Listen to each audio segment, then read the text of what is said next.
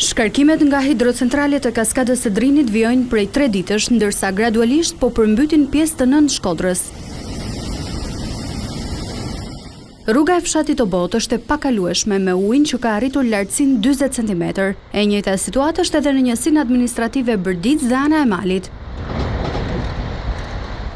Aktualisht, prurjet natyrore në kaskadën e Drinit janë të larta. Në Fierz ato arrin në rreth 2400 metra kub ujë në sekond, në Koman 1200, ndërsa në Vaun e Dejës 400 metra kub për sekond, ndërsa niveli i ujit vijon të rritet në të trija liçenet. Në bashkinë Vau i Dejës, në njësinë administrative Bushat, rreth 15 familje janë të bllokuara nga uji, ndërsa në Malësi të Madhe, Puk dhe Fusharës nuk ka emergjenca, por në fshatra njerëzit po përballen me shkarjen e dherave si dhe rënien e gurve në rrugë.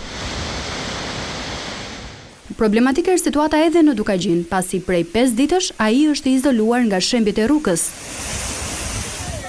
Ndërkohë, aksi Bok-Theth është bërthuajse i pakalueshëm nga Dëbora dhe Ngricat.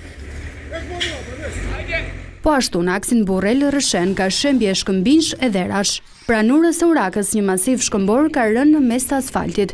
Ekipet e pushtetit vendor janë në terren për të rikthyer në normalitet lëvizjen e banorëve të fshatrave drejt zonave urbane.